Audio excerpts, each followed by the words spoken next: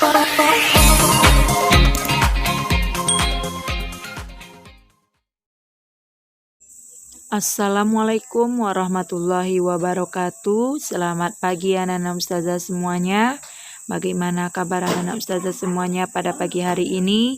Semoga anak-anak ustazah semuanya dalam keadaan sehat dan tetap semangat untuk mengikuti pembelajaran kita pada pagi hari ini. Anak-anak ustazah, tidak bosan-bosannya ustazah ingatkan kembali kepada antum untuk jangan lupa mengerjakan amalan yaumi antum seperti sholat duha antum, tilawah, murajaah, dan membantu orang tua di rumah serta sholat 5 waktu sehari semalam.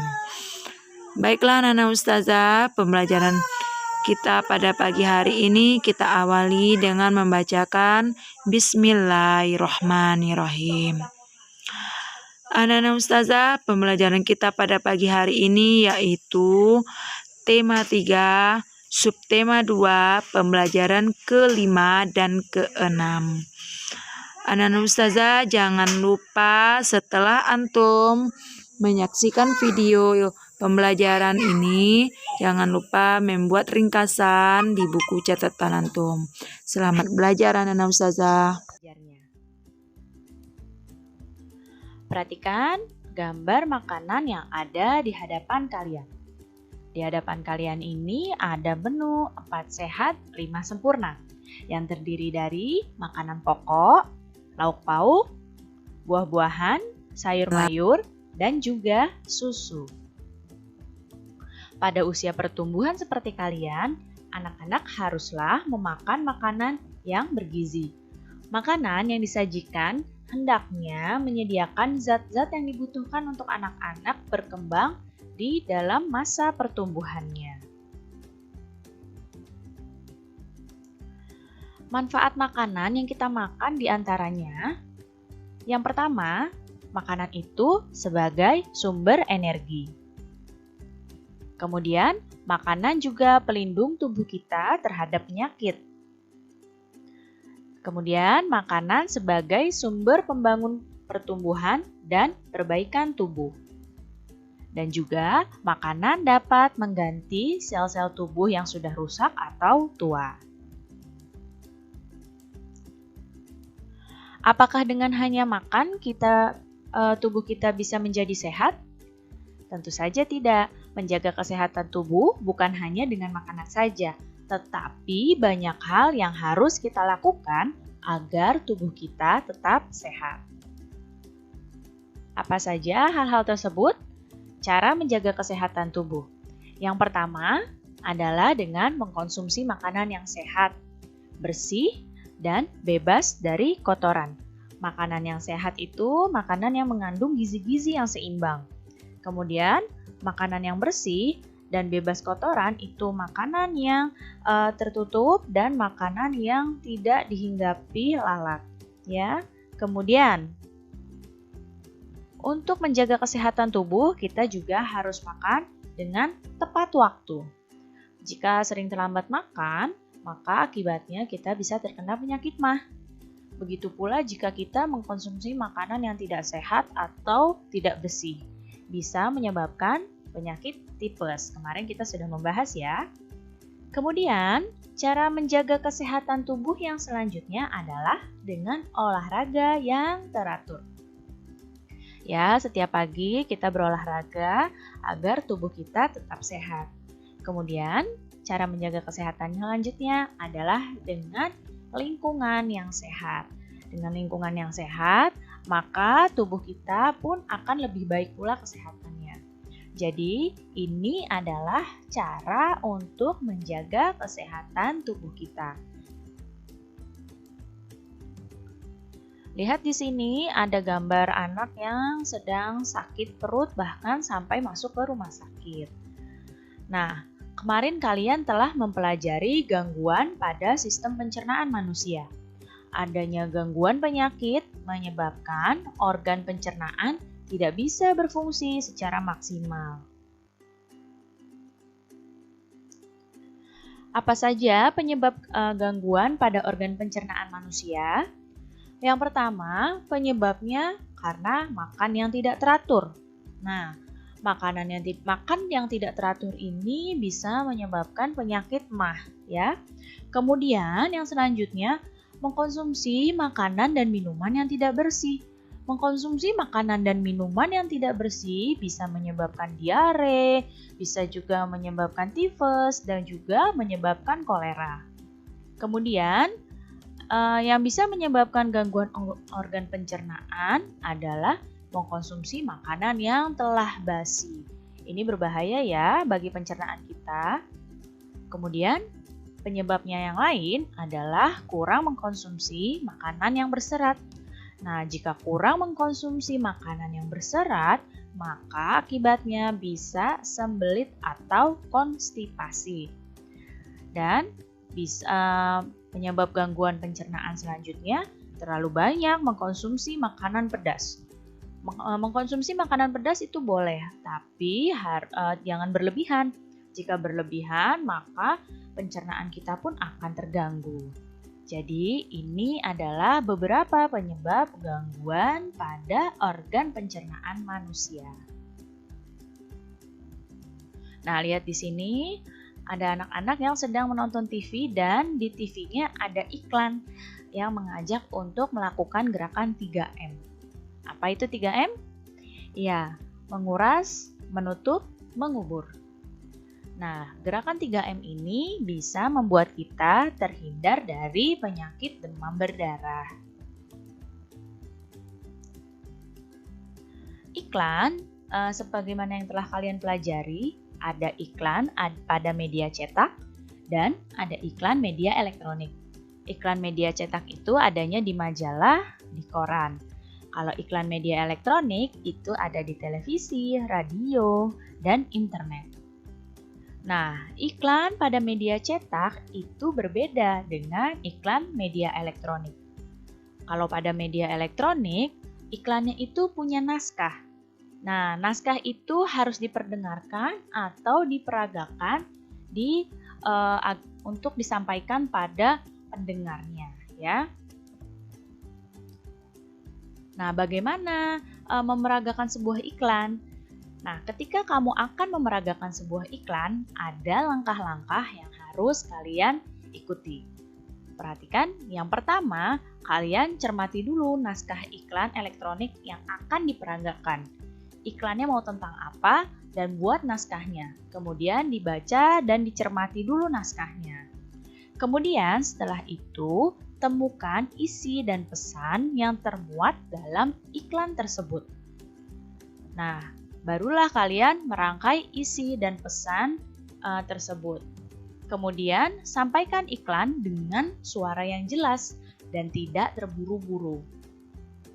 Dan tambahkan kalimat unik agar penonton tertarik dengan iklan yang kamu peragakan. Serta yang terakhir, saat memeragakan iklan elektronik, usahakan pandangan mata mengarah pada penonton. Ya, kalau di depan kamera, pandangan kalian mengarah ke kamera. Jadi, ini adalah langkah-langkah untuk memeragakan iklan elektronik.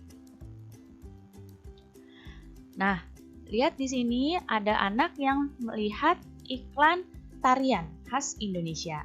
Tarian yang dia lihat adalah tari Kancet Papatai. Nah, tarian ini berasal dari Kalimantan Timur. Tari Kancet Papatai merupakan tarian perang yang berasal dari Kalimantan Timur. Tarian ini bercerita tentang seorang pahlawan Dayak yang sedang berperang melawan musuh dengan gagah berani. Properti yang digunakan pada tarian ini antara lain adalah mandau. Nah, ini mandau atau senjata khas Dayak ya. Kemudian ada perisai dan ada baju perang. Gerakan pada tari Kancet Papatai cukup sederhana dan banyak didominasi oleh gerakan melompat kecil. Apa saja ya gerakan pada tari Kancet Papatai? Gerakan yang pertama yaitu melompat-lompat kecil sambil berputar dengan tangan yang satu seakan memegang pedang dan tangan satunya lagi seakan memegang tameng. Ya, jadi kalian melompat-lompat kecil sambil berputar dan tangan yang satu memegang perisai, atau tameng, tangan yang satunya memegang pedang. Kemudian, gerakan yang kedua adalah berjalan ke depan dan ke belakang dengan satu tangan menghunuskan pedangnya. Kemudian, kedua tangan bertemu. Gerakan yang ketiga, kedua kaki dilebarkan dan kedua tangan membuka dan menutup. Gerakan yang keempat, kedua kaki berjingkat, melompat kecil, seraya kedua tangan bergantian berputar. Nah, jadi ini adalah gerakan tari kancet papatai ya. Ini tahapan gerakannya. Kalian bisa peragakan tarian ini di rumah ya. Kehidupan sosial budaya masyarakat Indonesia sangatlah beragam. Keragaman tersebut dapat terlihat dari suku, agama, kebudayaan, dan bahasa milik Indonesia yang sangat beragam. Indonesia itu wilayahnya sangat luas ya, dari Sabang sampai Merauke, sehingga keberagaman ini sangat mungkin terjadi. Keberagaman budaya yang dimiliki bangsa Indonesia telah lama menjadi identitas bangsa kita. Bangsa Indonesia dikenal sebagai bangsa yang besar dengan keragaman yang ada. Tetapi keragaman tersebut mampu menciptakan kerukunan di antara perbedaan tersebut. Jadi Indonesia itu terkenal dengan negara yang sangat rukun meskipun di dalamnya terdapat banyak perbedaan.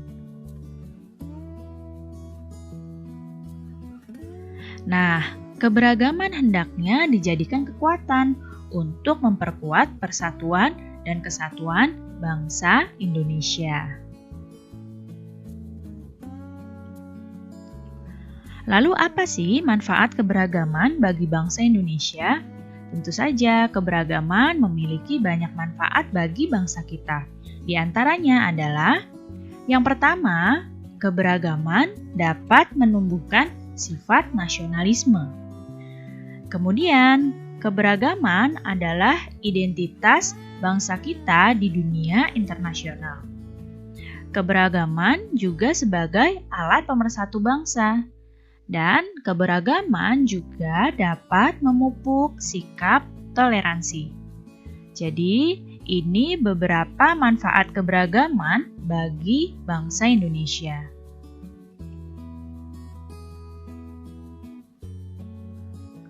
Bagaimana kita bersikap dalam keberagaman? Nah, ini adalah beberapa contoh sikap yang harusnya kita lakukan ketika berada dalam keberagaman. Yang pertama adalah menghargai pendapat teman dalam kegiatan musyawarah. Kemudian, sikap selanjutnya adalah saling menghargai meskipun berbeda suku, agama, dan adat istiadat. Kemudian, menyelesaikan masalah dengan jalan musyawarah. Selanjutnya, mendahulukan kepentingan umum daripada kepentingan pribadi. Dan memberi kesempatan orang lain untuk beribadah sesuai dengan agamanya. Jika sikap-sikap ini terus kita jalankan, tentu saja keberagaman akan terus menciptakan kerukunan bagi bangsa kita. Nah, sekarang kalian lihat ada satu keluarga yang sedang menonton TV. Dan ternyata di TV ada iklan elektronik tentang memperkukuh persatuan dan kesatuan bangsa. Untuk dapat menemukan kata kunci pada iklan, kita perlu memahami isi iklan dengan baik. Kata kunci adalah kata-kata yang merupakan konsep atau gagasan yang berkaitan dengan produk atau jasa yang ditawarkan. Bagaimana cara menemukan kata kunci pada iklan? Nah, iklan itu terbagi jadi iklan media cetak dengan media elektronik. Jika pada iklan media cetak, cara menemukan kata kuncinya adalah dengan membaca kalimat yang tertulis di iklan tersebut. Kata kuncinya dapat ditemukan dalam setiap kalimat yang tertulis di iklan. Ini kalau pada media cetak. Sedangkan pada iklan media elektronik, iklannya itu kata kuncinya dapat ditemukan dengan mencermati tiap percakapan antar tokohnya. Ya, jadi bedanya ini ya. Kalau pada media cetak itu tertulis pada iklannya, kalau pada media elektronik kamu harus mencermati atau memperhatikan tiap percakapan dari tokoh pada iklan tersebut. Nah, bagaimana cara menyimpulkan kata kunci pada iklan? Yang pertama, perhatikan kalimat, gambar, atau dialog dalam iklan tersebut. Ya, jika pada iklan media cetak kalian perhatikan kalimat dan gambarnya, jika iklan pada media elektronik, kalian perhatikan dialog dalam iklan tersebut. Kemudian, kalian temukan topik atau informasi apa yang penting dan terdapat dalam iklan tersebut. Kemudian yang ketiga, tulislah topik tersebut dalam 1 atau 2 kata. Kata-kata pada topik mampu mewakili isi iklan, itu yang dinamakan dengan kata kunci. Baik anak-anak, cukup sekian ya penjelasan Ibu kali ini. Mudah-mudahan kalian paham dan mengerti. Terima kasih anak-anak semua. Sampai jumpa lagi. Wassalamualaikum warahmatullahi wabarakatuh.